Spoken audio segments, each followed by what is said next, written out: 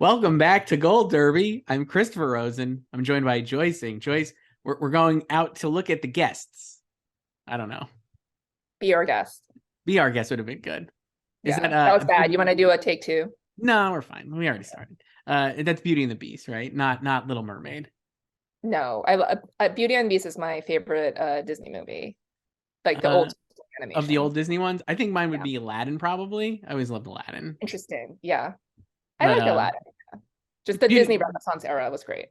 you excited for Little Mermaid live action? I have not seen any of the quote unquote live action Disney remakes, so You're yeah, looking forward to that. is your daughter excited? No, she was not, honestly. And I wasn't excited when I saw that it's 2 hours and 15 minutes reportedly. So you could see one Little Mermaid in the time it probably takes to see two Marios, which I've seen now twice in the theater with my Amazing. I daughter. still haven't seen. I'm very excited. I might see it this weekend, so we'll see. Just we're not talking about animated movies, that we are talking about guest categories. We haven't done this yet. They're all you can predict them all. It's like Pokemon, collect them all, right? Yeah. So we're gonna Did you start do with comedy. Pokemon cards? My What's brother did that? not. I My definitely brother, did not. I'm he way had too like old for huge that. ass binder Yeah. of Pokemon cards. I, Yeah. I didn't. I did baseball cards. I'm a little old for Pokemon cards. I think it was just right after my would have been. I had a lot of NBA cards. Oh, So nice. yeah. I did baseball. I didn't do a lot of NBA. Maybe I should have. Yeah, I had like just a lot of Knicks and Bulls just because, MJ. So air. I mean, let's go. Air. Want to talk about air? No, we can't talk about air. We're talking about guest categories. We're gonna start with comedy, Joyce, and drama. What do you think of the guest categories overall this year? Before we go in, what is your take? Overall, Yeah. Anything exciting about this for you? no, I don't really like the guest is like the guest categories can be interesting, but they're usually not. This is not a statement on the people or the contenders, but just the way the voters are because they're so lazy. Right. I So guess one of the things this year too I was thinking of is when I was making my picks is it feels like at least last year we had like a lot of, it was like a couple of obvious Squid Game people, a bunch of Succession people, and this year not as obvious, it seems to me, based on what we've seen so far. well, we still have a lot of Succession people. There last year there were a lot of Hacks ladies, so no Sure. Hacks ladies this time. I think the most interesting thing about last year was in general they just went completely off of SNL. Yes. So it went from I think 21 nominations in 2021 to just 9 last year. It did not get into comedy guest actress. It just got one guest nomination for Gerard Carmichael, Right. who did not win. So what if, like, I don't know, like, was that just an off year for them? Will they rebound? Because I think it was like what 2-3 years ago they got 6 guest nominations. Or yeah, like they could be off of it completely, like they're just over it. So I'm not the biggest SNL expert anymore, Joyce. I don't really watch it as much, but I will say we both were hot last year, or we were on the bleeding edge of knowing that it was not going to perform well because it just seemed like the season was not as pretty well received as ones in the past. no, and then I never really like over predicted anyway. Right. I feel like there's a lot of times there's very popular picks like for the hosts, just because like these people are Oscar nominees / winners who, SNL is a pit stop now Mm-hmm. during Oscar season. So I feel like those are very popular predictions and they just don't pan out. So but we don't really have like, I don't think any of those people are in the top 6 in either category. No, but I will say, like, well, actually, there's one actress in the top 6 is Quinta Brunson, right? Yeah, but she wasn't. I mean, like Oscar people. Oh, I see what you Yeah. mean. I will say, like, based on, again, haven't really watched it a lot. I've seen some clips from this year, obviously, but I read a lot about it, and a lot of the recappers and stuff seem pretty excited about this season. It seems like this has been like a renaissance season compared to the previous season. Okay. I mean, I'm just saying, like, I don't watch it. no, So I know. I'm just I'm saying, not- like, I think it has been a better show. Like last year, obviously there was a lot of growing pains because the cast like kind of really had a lot of changes, and they're coming off like, a bunch of politics and out of the COVID shows that they had to do. And this year maybe a little more set, a little more consistent, and been funny. Whether that means people are going to go back to it, like you said, I have no idea. Maybe, yeah. I feel like it could be consistent, like quality wise, but I feel like it's not conversationally loud. That's the thing. Not making a lot of noise in the culture, Joyce. Yeah, like I feel like I don't see a lot of viral sketches. No. So speaking of that, all being said, I actually have an SNL winner in this guest comedy actress category because I have Quinta Brunson in first in my picks. And the other nominees I have would be Taraji P. Henson, who's first in the odds for Abbott Elementary. I thought she was okay, and I was a little maybe that was overhyped or underwhelmed, one or the other. But I have her in second on name recognition. Then I have Judith Light, Sarah Niles for Ted Lasso. Judith Light was for Poker Face. Shirley MacLaine for Only Murders, and Cherry Jones for Poker Face as well. So I have 2 Poker Faces going deep on the Peacock, Joyce. I have Taraji, Harriet Walter for Ted Lasso, Quinta, Cherry Jones, Shirley MacLaine, and Sarah Niles as well. I put Taraji in first just so I can move on to the next category. Right. You know how that happens. It's like, I don't want to think about it right now. Sure. Like she'll like probably get nominated. I'll just put her in there for now. And I did this also before I watched the episode last week. Sure. And then I feel the same way about the episode as you do, or like her performance specifically. Like I think she was good. I think she did what she was asked. But you mentioned this in our column last week, like you compared her to kind of Leslie Odom Jr.'s stint. Mm-hmm. He was in multiple episodes this season, but it's the same vibe. It's like, I wanted more from you, and I know you could give me more. And I don't really know if that's an issue with, I don't think it's an issue with them specifically. I think it's just kind of like the writing, especially with Leslie's arc. Is like they just brought it back just to finish it in like 2 seconds. And tell me if you get this sense from watching it. I have not watched the finale of Abbott yet. I think you did, but I did. Yes, it's my overall sense. Wednesday, yeah. Right. We're recording this on Wednesday. It airs tonight. My overall sense is just that this is maybe completely off base. But when I look at like some of the other people who have been guest stars from Abbott, like Lauren Weedman, who plays Lisa Ann Walters' sister, right? Or June Diane Raphael, who was like a report. What was that? She was like a reporter from the.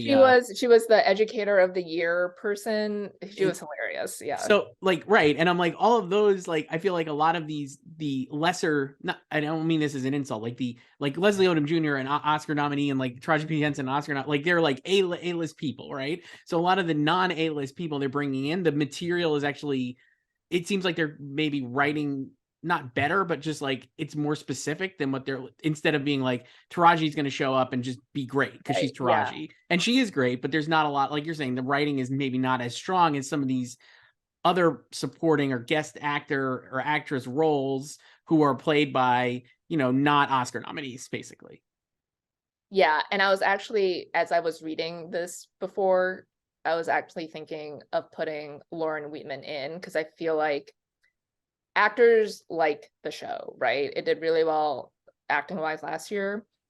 And I feel like she could kind of be a Jane Addams type of nomination, yeah, like a relative of someone in the main cast who pops in every now and then and is kind of chaotic. So maybe I'll put her in, but who should I take out? And could be a coattail for what we imagine it will be a nominee for Lisa Ann Walter, who has been so good this season and seems like ready to be ascended into an Emmy nominee. I also I don't have Ayo Edebiri in here, who was great in her episode. Yeah, I thought she was awesome too. I would actually put her ahead of Leslie and Taraji, and like the rank, if I was ranking the Abbott guests. Yeah. I would. The other person so you have Harry Walter, and I don't think she's not seemingly been on Ted Lasso yet, but I imagine she will be. Maybe she was on a phone call, I think, earlier in the season. So she was the nominee last year.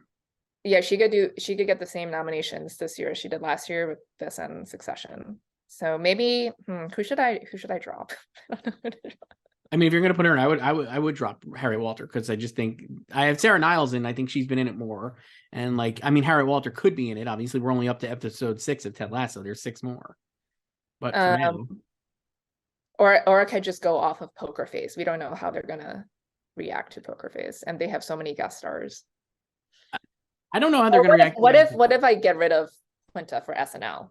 I mean, I have her winning. That would be crazy. She was like that one. I think. Well, did that's break just you. You like, it doesn't mean she'll win. It doesn't mean she'll win, but she's second in the odds. I don't know. I thought that was like that felt like it did break through, and people like really loved her on it, and it does feel like she could get it in. But we've seen like, I think last year, like you were saying, like Jason Sudeikis was like an obvious nominee, right, for in this category because he was going to get a Best Actor nominee and also guest, and then he didn't get the Guest Actor nominee. So, I mean, it's possible she wouldn't get in at all. You know what? I'm gonna drop Quinta. I'm gonna do it. Yeah. Man, now I feel like a dick, but I'm going to keep her. Why? You don't need to do anything. I'm not. Where is Lauren Weedman? Oh my gosh, she's so far down. Way at the bottom. 100 to 1 odds. 100 to 1, putting her in. You know what? I'll move her up to 3rd. Wow. This means nothing. I don't know what I'm doing here. Should we move on to guest actor in a comedy guest actor? Take 2. Here, this one feels a little more stable, I would say. I think, like we just said, in guest actors, there's a lot of places you could go. Here feels not as many places, so this is what I have. Nathan Lane for Only Murders, Steve Martin and Martin Short for SNL, Luke Kirby for The Marvelous Mrs. Maisel. I do have Adrian Brody for Poker Face, my beloved Adrian Brody. I have John Bernthal for The Bear and Pedro Pascal for SNL. So I have 3 SNL nominees then, after just saying they don't like it as much. But overall, I have 3 here. I have Nathan, Steve and Marty, Luke Kirby, Leslie Odom Jr., Adrian Brody, and Nick Nolte for Poker Face. So I have double Poker Face. Wow. So Leslie Odom is 6 in the odds. I went with Bernthal because like he's so good on that. He's so good in The Bear, and like his episode is like kind of weave through the whole show. I feel like his part as like the older brother, and then also has like the last moment of the show. Just a great performance, not comedic at all, like truly. So like whatever, but I just think he's like great, and I just put him in. And then I have Pascal because again, that was another one that I felt like went a little viral for SNL.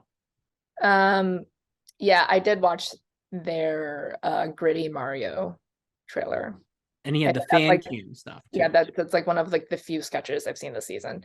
I just went kind of by last year and them only having 1 SNL nominee, so I was like, I'll just do the Martins.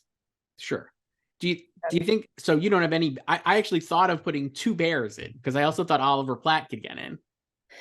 I thought about Bernthal, and then I don't know. I just didn't do it. I don't even remember how I landed on the Poker Face people. You have Nick Nolte and Brody. Yeah, like they're both good in it, but then I'm just banking on them paying attention to the show and then picking them out of a bunch of people who could also get in for the show. So my take would be this. I think if people have watched the show, if the voters had watched the show, I think Brody is like an automatic slam dunk nominee. He's so good. And nominee last year, right, for Succession also. So like they are familiar with him in the category of a guest star role, and he's great. Nick Nolte, and I think the only other guest actor who I would probably suggest would have been like Lil Howery, who's awesome on his episode too. But I think Nolte's like a strong bet, but I'm just not sure if they're actually watching it, or will they have watched it? I think it's more watched than their former show Girls Five Eva. Yes. So yeah, but and now we also have the restricted ballot, so they can't just list 23 people here. Like you presume they'll be more picky, but then also like how many people do you think will actually fill out however many slots there are in each category? Like let's say there are 6 in here. like some people might just list 3 people out of 6, and it's like I'm moving on because Right. I can't remember any other guest stars I like, or I don't like any other guest stars. Let me ask you this: any other opportunities for either any other Abbott people like Larry Owens or Zach Fox or Mark Ruffalo for She-Hulk or Joseph Gordon-Levitt for Poker Face? I don't know. I'm like, You do they love go like, JGL and Poker Face. what's that? You love JGL. I do, but I'm like, I don't think he'll get nominated. I think a lot of the Maisel people who are listed on us of having watched the season, the only person who really has a significant arc in their episode is Hank Azaria. He's very good. He plays like a Danny Kaye type performer. But yeah, I don't know. I don't know what there seems like there's a lot of possibilities in this category. Yeah, and they could easily go back on SNL because there are a lot of SNL guys here too. Like Dave Chappelle could just win again. So we didn't mention Dave Chappelle. He's obviously like in contention for nominee. He's 7th in the odds. Michael B. Jordan was a host. Austin Butler memorably hosted Cecily Strong's last episode, so that might The give him Christmas like a little episode, yeah. leg up. Yeah, I don't know. This is like a tough category. And then we didn't talk about this with the guest actress too, but like Catherine Zeta-Jones or Luis Guzman for Wednesday or would be nominees in these categories. I don't think they're going to go super gaga for Wednesday, but it's not impossible to imagine, I guess, that they would get in. No. And I did enjoy them on the show. Right. And we know they've seen it. Yeah, we know they've seen it. It's weird because I feel like the show is so distant. I guess maybe because it was also almost 6 months ago. Even though it's, because of Jenna Ortega, like you still hear about it constantly. But I think like the show itself it feels kind of far because she is the face of it, really. Right.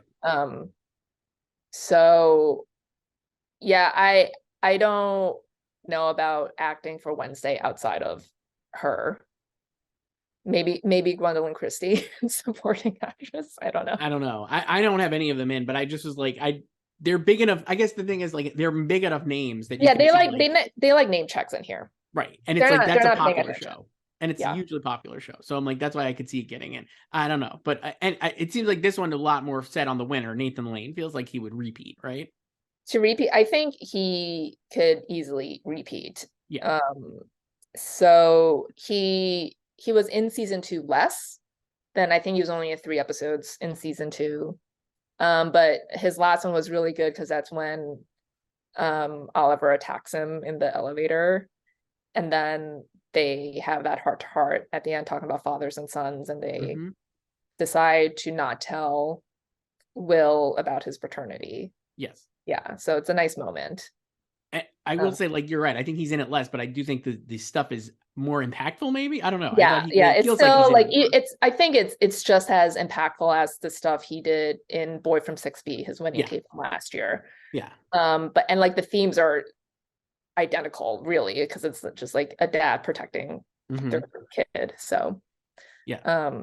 I think he'll win. Yeah. And then maybe now that because he had never won a primetime Emmy until last year. So maybe now like the dam is open, they'll just go back to him again, like kind of like Maya Rudolph, remember? Right. She won 4 Emmys in 2 years. I think that could happen here. For drama guest actress choice, here's what I got. Sherry Jones for Succession, Nan Pierce for the win. I have Melanie Linsky for The Last of Us, Harriet Walter for Succession. Still hasn't shown up, but I can't wait until she does. I have Himan Abbas for Succession because Marcia just destroyed in her appearance this week or last week, and I loved her so much. I have Storm Reed for The Last of Us and Fiona Shaw for Andor. I have Cherry, Harriet, Anna Torv for The Last of Us. I did have Hope Davis nominee last year for Succession, but after Honeymoon States, I'm like, Hannah Bess all the way. Just so good. I had the same thing. I took out Hope Davis for him on. I had to. And then Fiona Shaw and former guest drama actress winner for reading a speech, Claire Foy, The Crown. So no Storm Reed. No, I only did Anna Torv for The Last of Us. So I almost put Anna Torv over Fiona Shaw also, because I think The Last of Us could get 3 here. I thought Storm Reed will get in because her episode is so emotional. Like that's like a really, it's like it's basically for Bella Ramsey's character. It's like the Murray Bartlett, Nick Offerman episode, like inversed a little. And I just thought she was great in it. So I have her in, and Fiona Shaw. But I thought Anna Torv, and I definitely thought Claire Foy too, because like why not? I mean, she's like Claire Foy, like the last spot, I was like, I could do, Storm Reed, or someone, or Melanie Linsky. But I'm like, you know what? I could see them just checking off Claire Foy. I mean, why not, right? I almost wanted to do Betsy Brand too for Better Call Saul, who was amazing in the finale. So she's up very high too for Breaking Bad. Yeah. So she's up pretty high too. I almost wouldn't put her in over Fiona Shaw. I'm just not convinced they're going to watch Andor and care that much about it. I think they like Andor. I just don't know if it'll get acting nominations. What was your favorite Marshall line this last week? Oh my gosh. Obviously the taxi to the subway is queen shit. Iconic. To go back to her little apartment. We're gonna get her a taxi to take her to the subway. But I also love the exchange between her and Willa when she's like, look at you, and then Willa was just, look at both of us. Just incredible. I love her. She has intimate conversations, Joyce, with Logan every night. Yeah, for the past like 7 weeks. Every night. Yeah, every night. Incredible. So she got there as soon as she heard. And she wasn't shopping in Milan forever. She made $63 million upon walking in the door by just selling the apartment to Connor. I love that she said between 60 and 70 millions, plural, and then the spit shake. Great. I loved having her back. It's so great. They all hate her so much, and she's so good. I love her. I can't imagine she's going to be in it very much going forward, but who knows? We'll have to have Logan's funeral, I'd imagine, right? Like, maybe not this week, maybe next week, be Logan's funeral, I guess. Yeah, I could see her coming back for like maybe one episode. Right. So can't wait. But I hope she gets in. And Hope Davis got in last year, right? And like it's been totally fine this year. I could easily see her getting in again because I'm sure she'll be in it more too as we go forward, at least maybe one more time. Yeah, and I guess all of her stuff so far has really been with Arian Moayed, like just Sandy and Stewie double teaming the kids. So yeah, I could see her getting in again if you're like voting for Stewie or Arian. So I am. That's why I thought maybe she would get in. I guess the reason I kind of took her out so far, it's tough making these picks, especially for the guests when you don't have the full season like in your mind. But I was like, last year she had a lot of stuff with Sarah, Snook, and Shiv. Yeah, they had a whole conversation in Retired Janitors of Idaho. Mm-hmm. And this year she's really not had that opportunity. Whereas Arian Moayed has got an amazing scene with Jeremy already, like in his pocket, right? So it's like it just feels like with the guest stars, I do think it's like valuable to have that time in real estate. It is, like, but also it doesn't because Margot Martindale won for drinking coffee. So right, but it's Margot Martin. I don't know. I guess I don't know. I don't think Hope Davis. I think Hope Davis needs like a scene with Sarah maybe before the season's out to like solidify her spot. But I don't know if the show, because like they obviously love the show. It got 14 acting nominations last year, and now with it being the final season, like how hard are they going to go for it? I don't know. Especially because I actually think it's more competitive this year than it was last year. You mean acting wise? I think acting wise, there's more options in these categories than there was last year. Because you have Last of Us The Last of Us is like a because it's like a version. It's like a poker face with like guest stars every episode. But a show that people have actually seen and will likely get a lot of nominations compared to Poker Face. Speaking of Last of Us, guest actor Joyce. So I have Nick Offerman for The Last of Us and Murray Bartlett for The Last of Us, and I have Nick Offerman winning.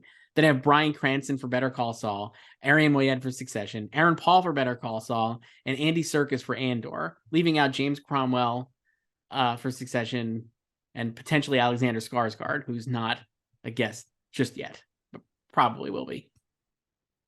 Well, he is currently a guest. He might not be a guest by May 28th.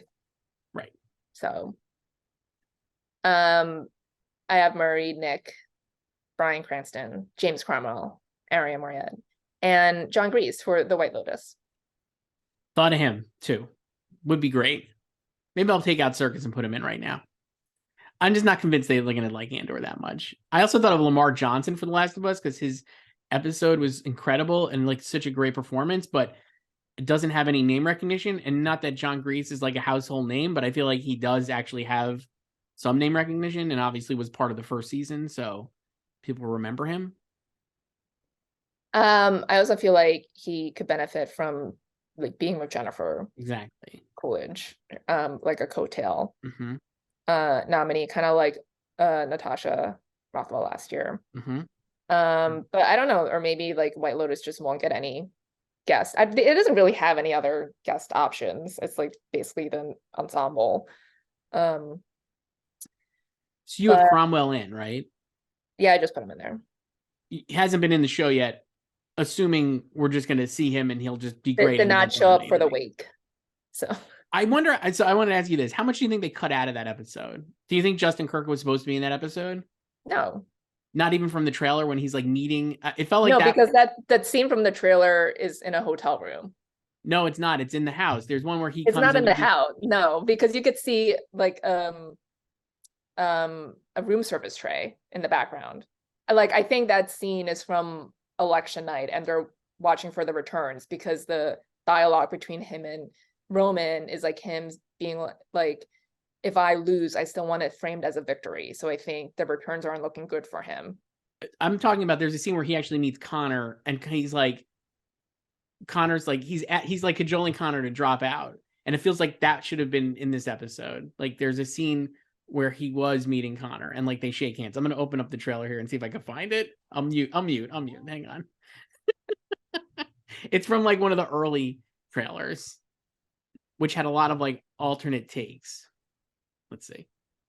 I mean, they always have like different coverage. They do great coverage. I love that so much. I mean, we missed a great, the naysayers line is not in the show. That was from this episode, not in it. Yeah.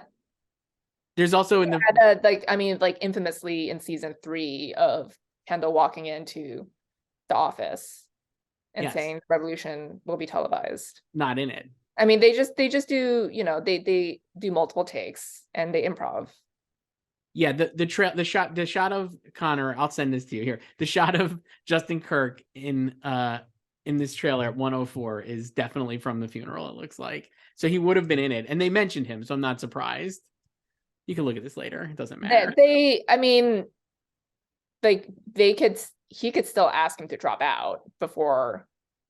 Right. I'm just saying, like, this, I feel like he was probably in that episode. They cut him out for time. And I wonder, like, not that it matters, but I'm just like, I really want him to show up, Justin Kirk. And it would be great if he gets in. Like, he will be, like, we know he's in the show. So, right. I mean, the thing is, like, I never expecting him to show up, even though they had the Secret Service dogs in there, right. Just because it just felt like, like a flex for him to show up. And then obviously as part of his campaign. Right. You don't really need it. I didn't expect him to be in the episode at all.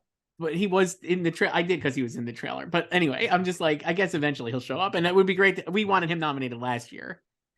He should have been nominated last year. And I'll be very excited to see how he shows up. And like, maybe he'll get nominated this year. Like, that's the thing. Like, a lot of the, like, Succession could have like 4 guys in here. It could be like Murray Bartlett and Nick Offerman and then like 4 Succession people, basically. Well, yeah, that's what I'm saying. Like, they already exploded last year in acting. Right. And it's the last season. Right. And then it's still, even with just 6 slots, they could fill out more than half of those slots of people from Succession. Right. And then not even think about any other show. What if Colin gets in? I wish. Oh my gosh. Look at his jeans. He doesn't know what to do with his arms. We learned so much about so many people this episode. Shiv is with child. Colin has a child. Stewie has a 95-year-old dad who just started suing the neighbor. Hugo has a daughter who does insider trading. Incredible. Carl has a brother-in-law with whom he's going halvesies on a Greek island. Remarkable.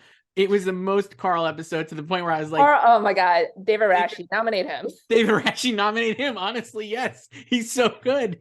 That was like, he read Tom to filth, even though we knew that scene was coming. I was like, that was just incredible.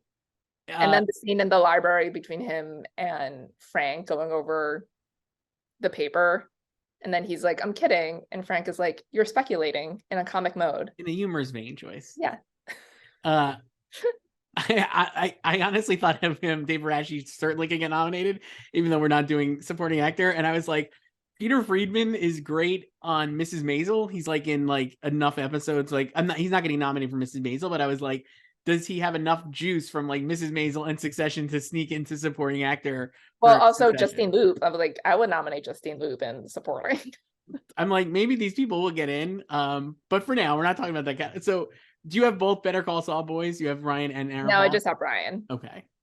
I could drop Aaron Paul also, but I'm not gonna for now. I guess I'll see what Cromwell does. I just don't have Cromwell in because I'm just like, I mean, that's stupid. He should just get in, right? Because like he got in last year. I feel like they just do that with him. He'll just get in. Like, why bother? Okay. Aaron Paul, I salute you. I mean, they didn't even nominate Aaron for El Camino. So he's out. It's out. Out.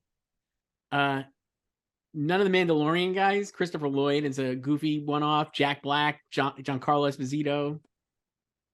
Probably not. No, I don't know how Mando will do this season. Doesn't seem like it'll do it just well. ended today, the season. Not a lot of excitement in the Star Wars community, Joyce, for that one. It's kind of, well, what do you want to call it? An uneven season?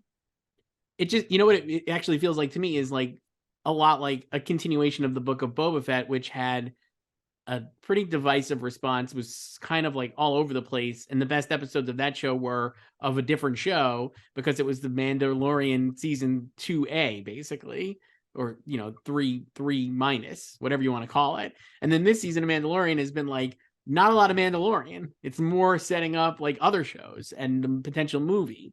And like, yeah, Mando's not in it. So I don't know. I don't know if it was not necessarily what people wanted. Let's put it that way. No, but that's why I also think Andor is stronger, not just because of its skill performance over the winter. So yeah, I think that is the preferred Star Wars series of the season. So, but again, I don't know how it'll do in acting. I guess it could kind of be like Mando season 1 in acting, like it doesn't get in for its lead, but it could get a guest nomination, like Giancarlo got in for Mando in guest. Mm-hmm. So I guess like Andy Serkis can do it, and obviously Fiona too. Yeah, but I don't know who else is there. I mean, not much. Any of the Crown men? No. Timothy Dalton actually was pretty good in his episode, or, as a guest.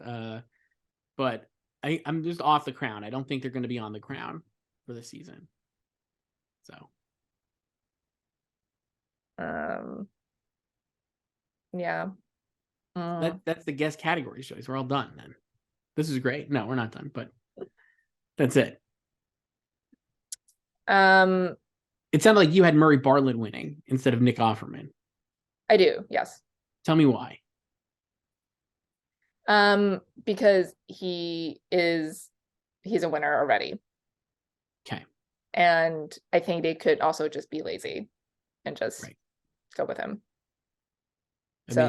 Or neither of them could win, and then Bryan Cranston will win Better Call Saul's only Emmy ever for playing Walter White for a 5th time. I mean, wouldn't put it past them. They totally do it. He could be the Claire Foy of this category. Very easily could see it. I did think about other BCS people, not Aaron Paul, like Tony Dalton. Okay. But I didn't do it. Okay. I don't know. I guessed I guess if A Scars is eligible in guest, I would just drop John Grease and put him in there. Yeah, I'm like, I would definitely put A Scars in if he was eligible here. Like he already in his one scene with Kendall on the phone is like should get in. And he has so many different outfits just next week alone. I'm so excited. Like those turtleneck sweaters, the hoodie on the hill. I'm hoping that stays in. The windbreaker. I'm so reticent about what they show in the trailers and what they cut out that I'm just like, oh man, hopefully they don't I cut mean, there that are some out. scenes you can. I mean, if you're talking about specific lines, like I'm not surprised some lines are cut. You know, like Revolution will be televised, but some specific scenes, like you can tell, like they're gonna be in the episode, like some version of it. Right. Like the mountain confrontation with That Roman. better be in it. Yeah, that was great. That I Like the can't sexual wait. attention alone. Get Roman an Emmy. Well, here, do you have A Scars in supporting? No, I actually took him out. I took him out today and I put in, let me see. I just did this. Can't believe I can't remember, but let me go over there and look. So I actually had Nicholas Braun out and I put him back in. So I have for A Scars. I took Braun out for A Scars, and then I put Braun back in for A Scars. Because I have Kieran, Matthew McFadden, Giancarlo Esposito, F. Murray Abraham, Tom Hollander, Alan Ruck, Elijah Wood, and Nicholas Braun. Oh, you put Elijah in. I think he's great on this season. He's so fun. It's like a great match with him and Christina Ricci. He's so good. Well, it's the Ice Storm reunion, so I know, it's so good though. He's like really good. I love him on this season. Wait, so why did you swap them? Why did I? Because I don't think Alexander Skarsgård is going to be eligible here. So I just like, rather than even having him in, I'll just put Braun in. I mean, I don't like, they've just totally turned on Greg on the show. It's one of the things I love about the show is that anytime I gotta think Jesse Armstrong does this intentionally, is anytime a character seemingly has the public opinion on their side in the viewership, he'll immediately turn them into the biggest asshole. He did that with Roman at Kendall's birthday. It felt like we were on a real Roman upswing, and then Roman is like the biggest dick of all time at that birthday party, He's and always everybody was like mad. And then the same with Nick Braun, with Greg. People loved Greg last season. Now they're like, man, Greg well, sucks. they've always loved Greg, but the thing is, it's like this, like the way he behaved in this episode specifically also makes sense. Like both him and Tom, because like now that Logan's dead, they're the most vulnerable to be cut off. So like they have to reingratiate themselves and curry favor with everyone. You know, Tom is here to serve. It makes complete sense, but I'm just saying, like, I just find it funny that he's turned Greg. Like, Greg sucks. Like, he was like a real dick in this episode, and like, I just think that's funny. So I put him back in. I put him back in for alone for his incredibly heartless response to Carrie. What was he saying? Distasteful. Like, so distasteful. Don't look away. Look away. I love when he first comes in and he talks to Marsha, and then Willa and Connor come in, and then he's like, Marsha, we'll catch up later. And she's like, huh, sure. I also loved my guys, my lovely guys, to Kendall and Roman. You know, they're not playing Chutes and Ladders. They're not his mommy. Find a new mommy. You know which guest star should also be nominated? Stephen Root. Stephen Root was good. Yeah. Amazing. Just Stephen Root night on HBO on Sunday. And he could be in more too. I'm sure he'll be in an election episode, it seems. Maybe. I mean, he was only in one episode last season. Last season, he delivered one of my favorite lines when he was talking to Willa about Sands, and he was like, "How do you make up stuff that is not there?" So I get the sense. Tell me, you talked about this, and I think you're right. But I was listening to other Succession stuff, and it's clear every episode takes place over the course of a single day. But I don't know if it's actually 10 days in a row.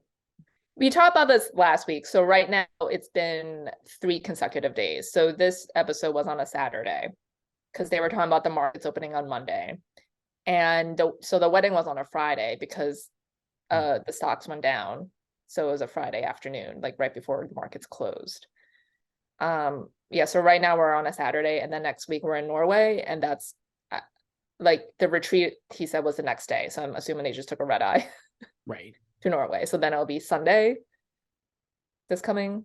So it could be 10 days in a row. And they did say the election was 10 days out in the beginning. Yeah, he said like Jared could be president this time next week, Roman. Right. So maybe it is 10 consecutive days. Pretty nuts. Anything else, Joyce, on these guest categories? Because I could do some emails. I don't know. Sure. You could do emails. And nothing else to say. You can email us at slugfest@goldderby.com. This one is from Uri, a longtime listener, first time asking a question. I really enjoy listening to you, and for my money, you have really good taste in art and a sane approach to the awards game. Thank you, Uri.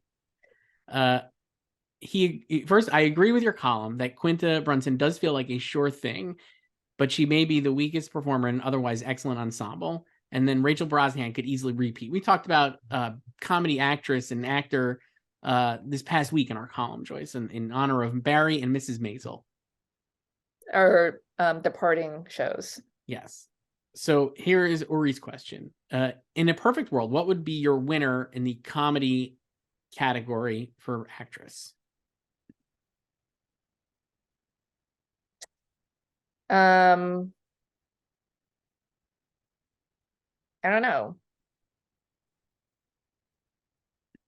Mine would be Rachel Brosnahan, and I actually almost put her in first today. I just love her on the season. I think she's so good. And we're rewatching the whole show, just like in the background and stuff. And she's great. It's a great performance. And I think if they're back on the show, she could win. Yeah, she has never been bad. That sounds like a weird thing to say, but well, you know what I mean. I do. And I think she would have been a repeat winner had she not had other circumstances against her. Like Fleabag not blown up. And then Catherine O'Hara not like steamrolled, and then Jean Smart kind of ascend. Like it's just she had the bad timing to not win consecutive Emmys because she really could have won twice for Maisel. Yeah, and then she was winning things. Like she had not lost anything until the Fleabag Emmy of like major awards. Yes. So I don't know. I haven't really thought about my personal winner in this category this year. Sometimes I have categories where I like a lot of things, but I don't have a personal favorite. So I'm not someone who makes like my dream winner or ballot something. So and I haven't watched The Great yet, so I don't know. But Elle Fanning is great on The Great. And I'm just like looking at like people now in here. I mean, I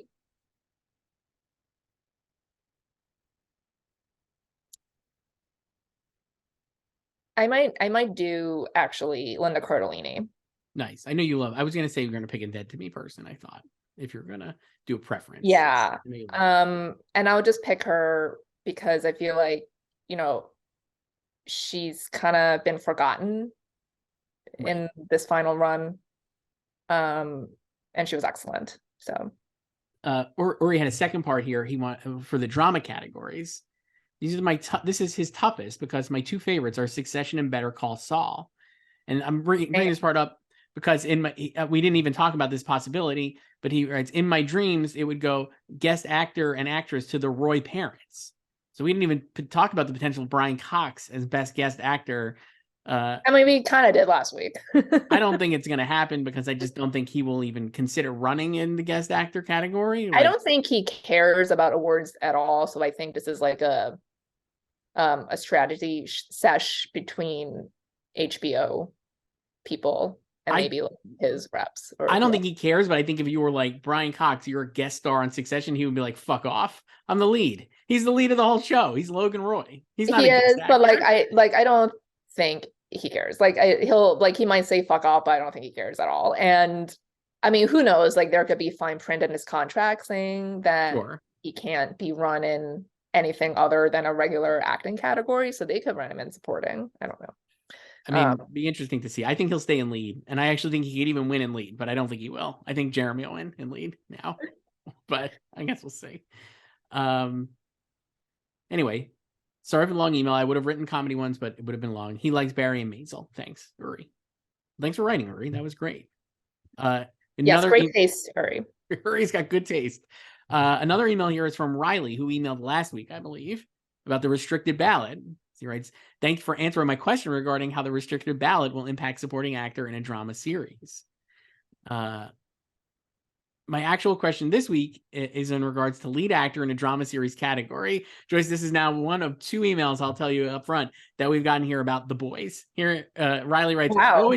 what would you say are the chances of someone like Anthony Starr making it in here?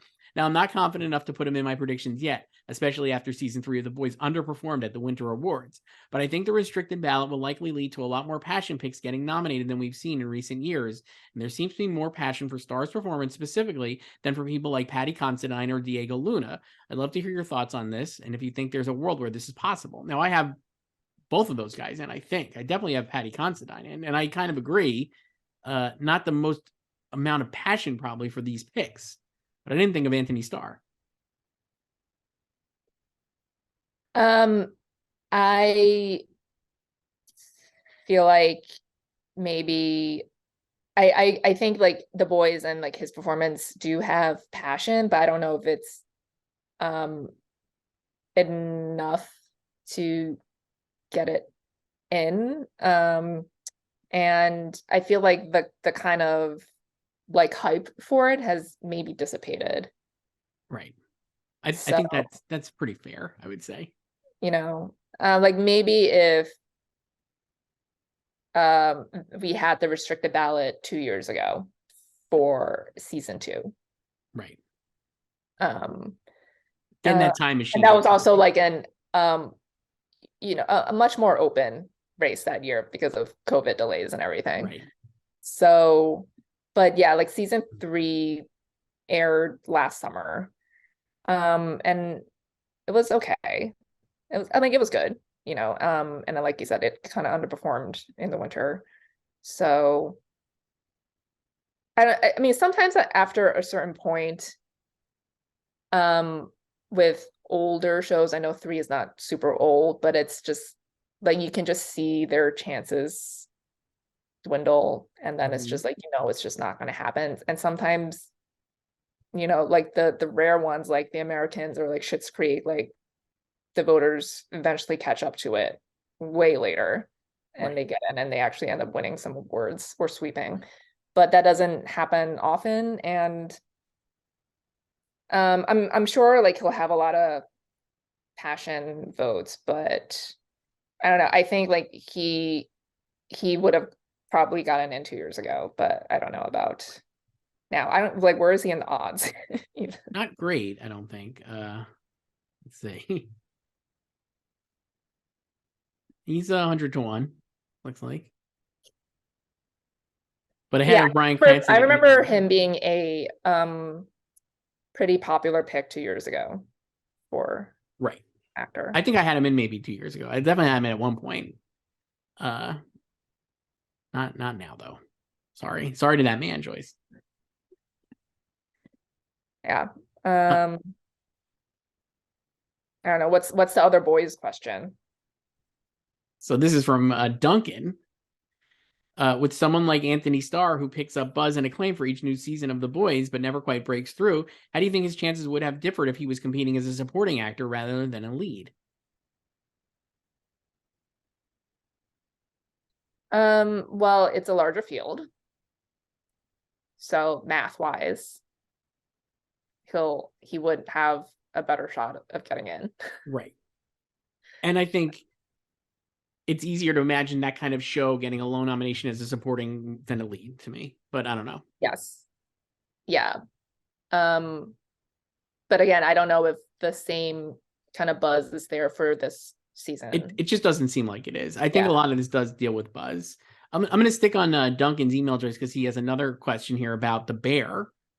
A couple of hypotheticals he offers. It feels like everyone who talks about The Bear acknowledges it's not even slightly a comedy and is just there. Just there. For an easier awards path is what it was. Duncan speculates. I think it kind of is there because it's a 30-minute show, and traditionally people have thought of those shows as comedies like Girls. But since the Academy has called BS on shows like Orange is the New Black in the past, and since it has managed to get to the forefront of a number of categories so far, my question is If it turned out the ballots were sent out that the Bear had been reclassified in a drama, how would the drama and comedy races be affected? Complete hypothetical here. So he's just asking, how would the Bear do in drama? Yeah, I think it would do pretty well. I definitely think it would get in for I think it could get into drama series because I don't know, like I still had Mando in there. I'm like, I don't know. There's definitely a spot for drama series, and I think it would get in for drama actor because we're talking about like Patty Considine, Diego Luna, and Anthony Starr as like a last Hail Mary there. Yeah. So I think it could get the same nominations it would get in comedy. So, I mean, Io Barry would have a tougher time in supporting actress in a drama. I think that category is pretty deep, but I still think she. But like, you know, if Sarah like moves to lead, which I think should happen. So if she moved to lead, I think it'd be a lot easier. But I think it would actually do exactly the same. I think Jeremy would win drama actor, maybe. It'll be the battle of the Jeremys. And I think it's possible he could win. I really could in drama actor. I think he's obviously, I mean, like among one of two people who probably wouldn't drama comedy actor, you know, him and Jason remain like at the top. I don't know. I think he would still do really well. And I think the show, I have it runner up now to Ted in comedy because like we said, it was a stronger Guild show and like people in the industry seem to like it maybe more slightly than Abbott as a show, even though I think the cast of Abbott is so beloved. I don't think it would probably make the top 3 in drama if I was ranking them as a show. No, but it's like I think like White Lotus would be above it. Yes. I would personally put Better Call Saul above it. And I think Last of Us would be above it too. But I think it would do pretty well. I don't think it like it. I do think that whatever category it was classified in, it would probably end up with almost the exact same amount of nominations this year, based on how the field is broken. Yeah, and I guess like you would just be debating what it could win because I don't know. I also have it in second in comedy series, and I think it's too dramatic to win. Right. Comedy series because they've shown that like they're fine nominating these darker shows or dramedies or whatever or actual dramas. But for the winner, they like their more uplifting and like haha, like lighter stuff. Right. So not a lot of laughs in the Bear. Some laughs. I think Avon laughs like when the kids were drugged at the party. Yeah. Iman Mosbagrak, I think his whole performance is pretty funny. It's you know, like there are light laughs in there, but it's mostly dramatic. Like it's not as funny as Beef. Right. I thought Beef was played for more laughs, I think, than so the Bear. Yeah, like I think it could get into the drama categories. I guess what he might also be asking is like, do we think voters hold the runtime against it? And I don't think they care.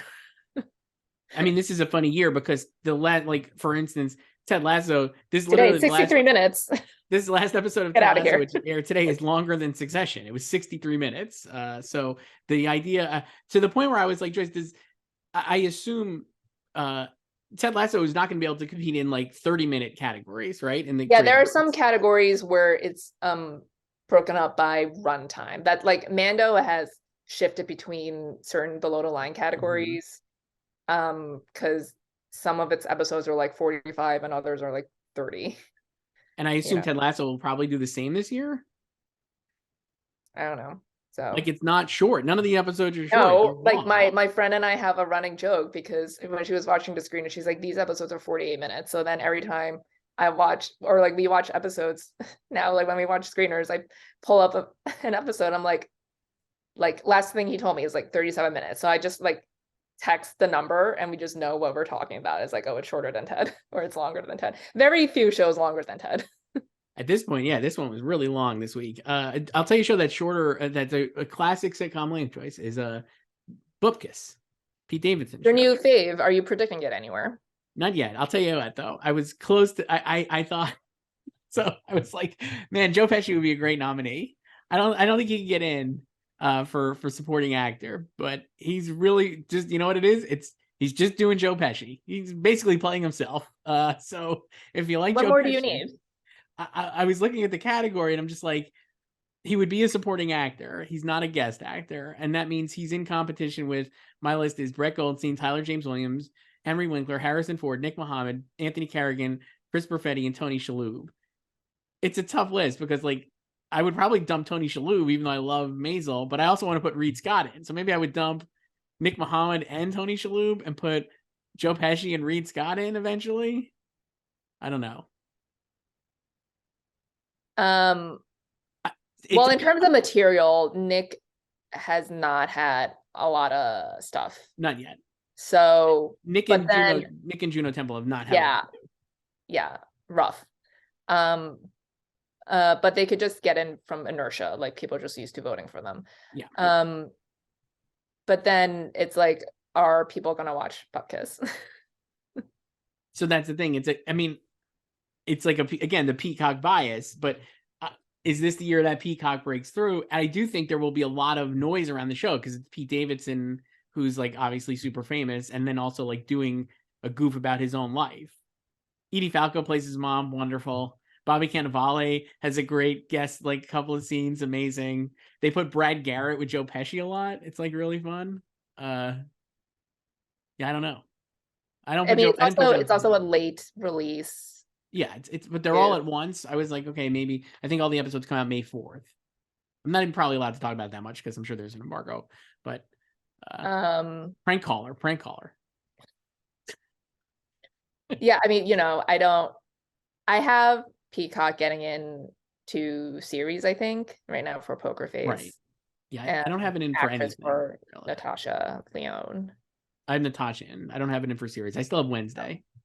I don't know. I don't know, but that's all I got, Joyce, on emails. So you can email us at Gold Derby at slugfest at goldderby.com. The Bear, comedy or drama? I think it'll get into the same categories they do in drama. I don't think they'll move it. I think no. Like the thing is, people are mad. I don't care where it is. It doesn't matter.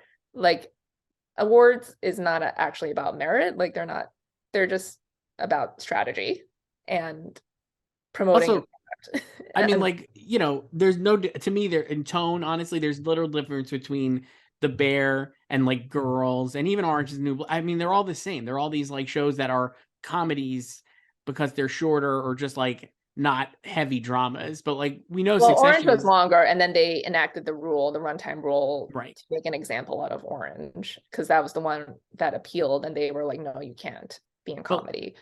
But like we know Shameless that like successfully appealed. Yeah, but I'm like, we know Succession is like funnier than all of these comedies. Oh yeah, for sure. Yeah.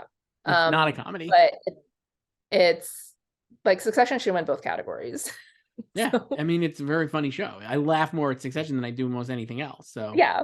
But yeah, I don't care that The Bear is in comedy. It's just like they're being strategic about it. And you know what? No one is telling them no. No. Like, take it up with the awards bodies that are letting them compete in comedy.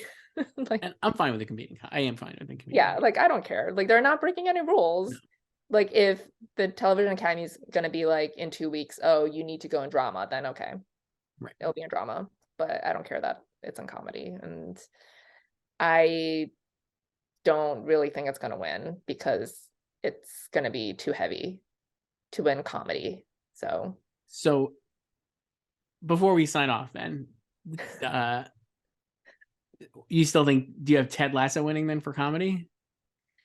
I still do. I haven't touched it. But I don't know. We'll see. I think what we were talking about last year, probably around this time, about if Ted is beatable, I think it's more applicable this year than it was to last year because of the season thus far. And also the reception to it, even like this week, I think had a more positive reception to the episode. But yeah, I don't know. But then it's like, I don't know what would beat it. Like, I don't think it would be The Bear, even though it won these guilds and it's clearly beloved, but I think they would still go for something lighter. But I don't know if it's gonna be Abbott. I kind of think I don't think you're wrong. And I think at this point, I think last season Ted Lasso was actually maybe more divisive than this season. I don't think it's actually been that. I think last season just had the most divisive episode, which we don't have that yet this season. And like, I mean, I think I really like this season, but the lengths are just like It's this like is interminable. 63 minutes is a long time. Why? It felt like it's like literally like 3 episodes, like kind of put together into one. And there are so many subplots going on that it's hard. You have to like have that length. Like I understand, like they've expanded the narrative arcs of so many characters while hilariously like making Nick Mohammed and Juno Temple have almost not any part of it. Like Juno Temple in this last episode literally is like in the beginning, like I have to go catch a flight and like leaves and like goes on to doing another adventure with her, like, you know, her new romantic partner, Jack, her co-CFO or whatever. Right. And I'm just like, okay, sure. But then we have like all this other time for like, James Lance is great, and who else? The actor who plays Colin, who I really like, Billy Harris. He's had a lot of good stuff.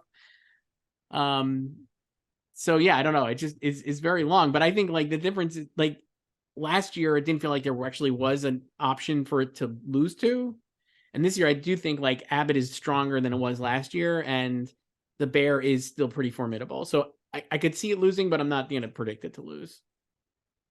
I think it's still kind of like the field is not too dissimilar to last year. Like last year we had Hacks and first season of Only Murders, which we, you know, it did well nomination wise. It didn't win anything at the main show, but you know, won 3 at Creative Arts, and including Nathan Lane. So but I think like right now, like we're not really, you know, there's like with like a new show, like there's like a hope that maybe it could be the one to do it, and then like Only Murder specifically, but it didn't do it last year, so I guess it's like hard to see it doing it now for season 2. Taking down Ted, you know, I don't even know where I have it, probably like 4th or 5th. Right. I don't think Barry's gonna do it, even though I wanted to. And I don't really see them going back to Maisel either. So No, I then don't it's like either. you just have those top 3, but I think they both also have like some red flags, obviously with the Bear, the drama aspect. And then with Abbott, I think, you know, it is very well liked, and it is light and an actual comedy. But I think it's going to need to show more craft support this year. It's going to need like editing nominations. It should get a directing nomination this year if it really wants to win, you know? Yeah. So I don't know if it could just rely on actor support, which it definitely has. Right.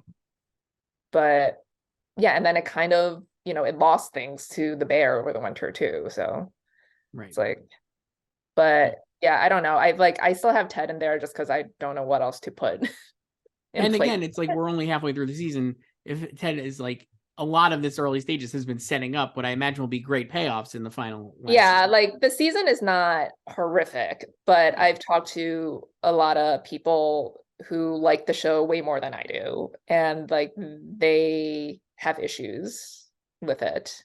Yeah. So and not just the length of the episodes, it's just like kind of the story, and then just like spending too much time with the wrong people.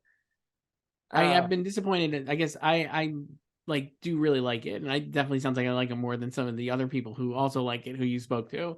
But I will say, like, I wish you were spending more time with Ted. That was that's one of my, like, you know, I like Ted Lasso, and I'd like to see more of him because he's not in it as much, really. Yeah, like one of my friends who, because she watched the screener for today's episode like earlier, and she Yeah. was like, this episode is better, but it's still, and she's like, I think like a lot of casual fans will like it because there's a lot of like the bike riding scene or whatever, like it's like nice and sweet, Yeah. but it's still like not focusing on the people we want to see more of, like Keely Yeah. and Ted. Yeah. And then she also has issues with Rebecca's arc so far. So Rebecca's arc is confusing a little bit to me, I have to say. But I guess we'll see. I'm curious to see how that pays off. Joyce, this was so fun. We'll be back next week. What do we want to talk about next week? I guess we'll figure it out. Next week, next week Love and Death premieres. Nice. One of your favorites. It was, I don't know if I call it like my fave, but like I enjoyed it, and Lizzie is great as usual. Right. Tom Pelphrey kind of steals the show. Right. Oh, we didn't even talk about Dead Ringers, which comes out this week, and The Diplomat, which is tomorrow/today. I gotta say, I haven't seen either one of them yet. I watched The Diplomat, and you know what it reminds me of? Like an ABC Sundays at 10 drama, like from 12 years ago. It's just like fast-paced, fun, kind of like a Shaunaland type of vibe. That's what it looks like. Yeah, it's like a solid like B+ show, and Carrie is great, Carrie Russell.